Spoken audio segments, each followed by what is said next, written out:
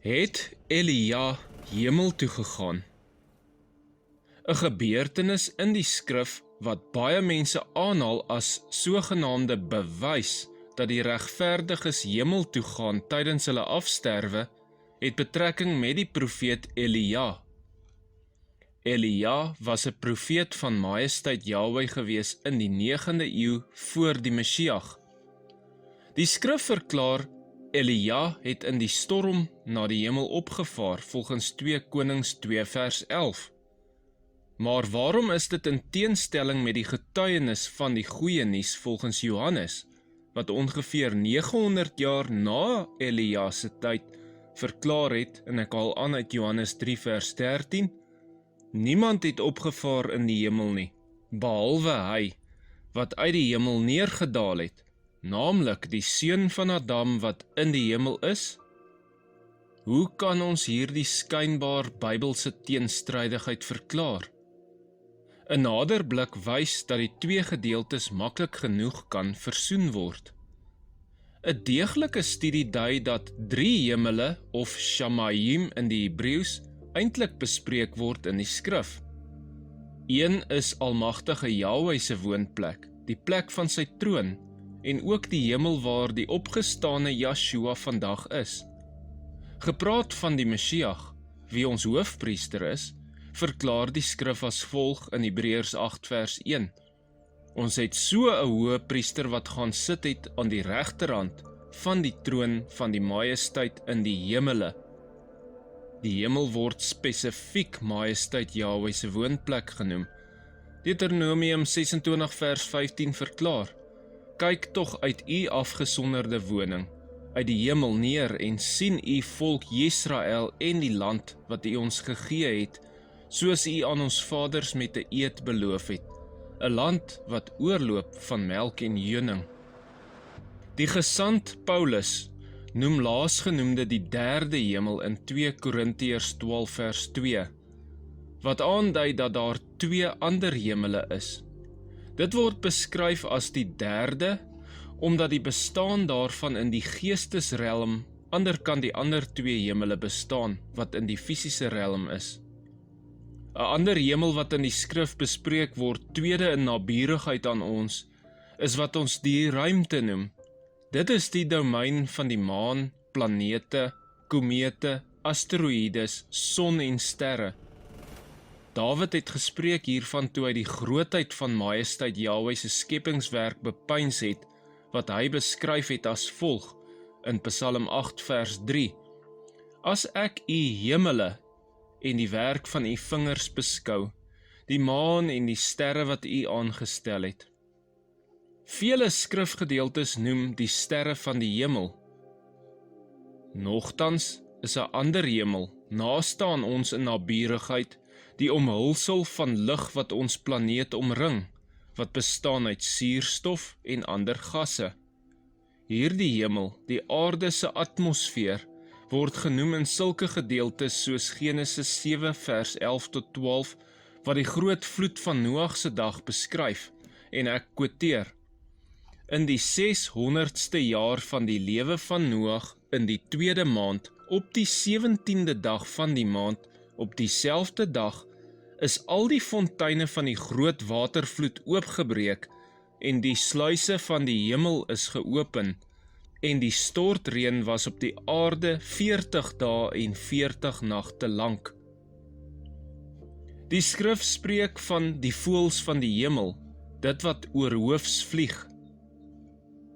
Om te bepaal watter hemel bedoel word in 'n skrifgedeelte, moet ons versigtig die konteks bepaal. Dit was in die laer ryke van hierdie eerste naaste hemel, die aarde se atmosfeer, waarin Elia opgeneem was. Kom ons let op die bewyse.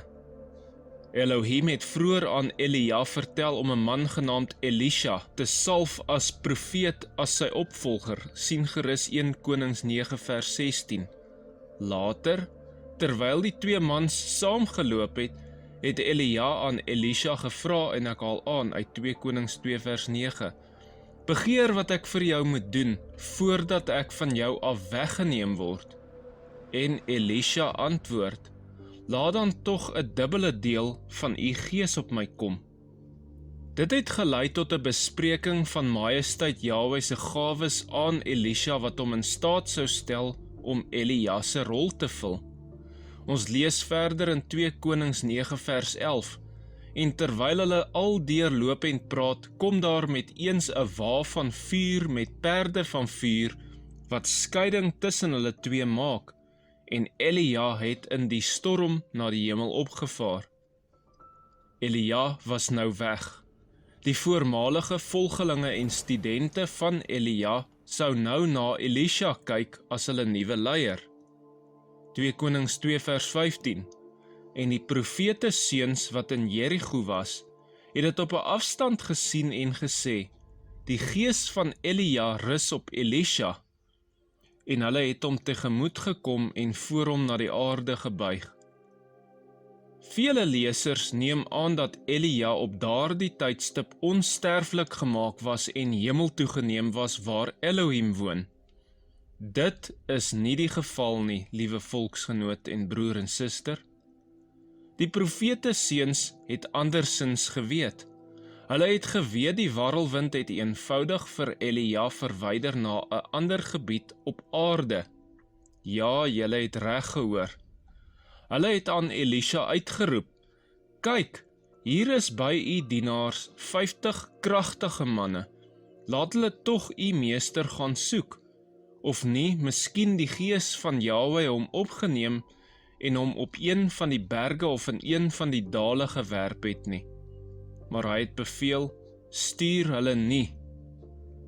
Die disippels was besorgd gewees oor Elia se veiligheid, dus het hulle 'n groep van 50 manne uitgestuur om hom te gaan soek. Hulle het vir 3 dae gesoek en hom nie gevind nie, volgens 2 Konings 2 vers 17.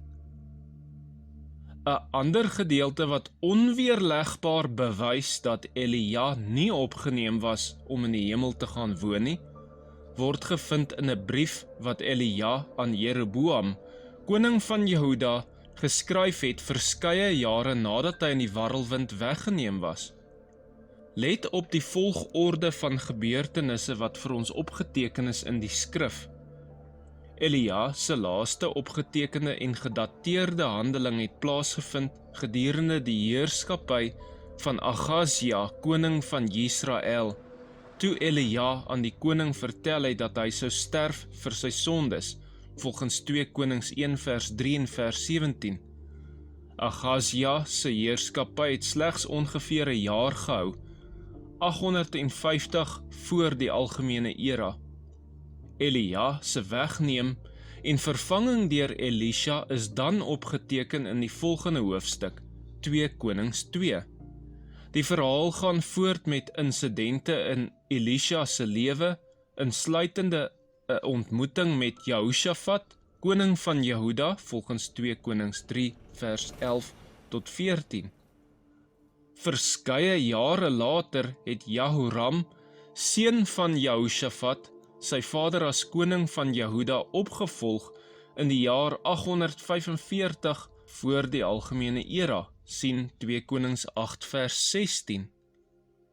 Jehoram het bewys dat hy 'n bose koning was, deurdat hy die volk van Jehuda in rebellie gelei het teen Majesteit Jahwe se gebooie. 'n paar jare in Jeroboam se heerskappy in, en verskeie jare na Elia se wegneem, het Jeroboam 'n brief ontvang van Elia af, wat die koning gewaarsku het van slegte nagevolge weens sy oortredinge. Hierdie brief is opgeteken in 2 Kronieke 21 vers 12 tot 15. Hierdie brief bewys onteenseglik dat die profeet steeds lewendig en op aarde was, verskeie jare nadat hy deur die warrelwind weggeneem was en vervang was deur Elisha. Elohim het Elisha gekies om Elia op te volg as sy profeet. Dus het hy liggaamlik vir Elia weggeneem na 'n ander plek toe, waar hy voortgegaan het om te lewe vir ten minste verskeie jare langer, soos sy brief aan Jehoram bewys. Die skrif vertel niks meer aan ons oor Elia se lewe nadat hy die brief geskryf het nie. Maar, nes alle ander regverdige Adamiete, insluitende Henog, van die begin van die skepping af, het hy ook uiteindelik gesterf, terwyl hy ook nog nie die belofte van die ewige lewe ontvang het nie. Ons lees as bewys Hebreërs 11 vers 39. In die geloof het hulle almal gesterwe sonder om die beloftes te verkry, maar hulle het dit uit die verte gesien en geglo en begroet en het bely dat hulle vreemdelinge en bywoners op aarde was.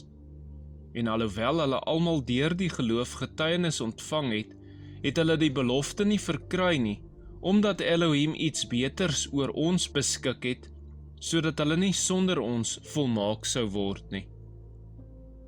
Weereens sal 'n deeglike bestudering van die skrif toon dat Elia se wonderbaarlike wegneming deur 'n wa van vuur ingesluit het, dat hy vervoer was na 'n ander gebied op aarde en nie na die ewige lewe in die hemel nie. Sê dit in sy waarheid. Halleluja.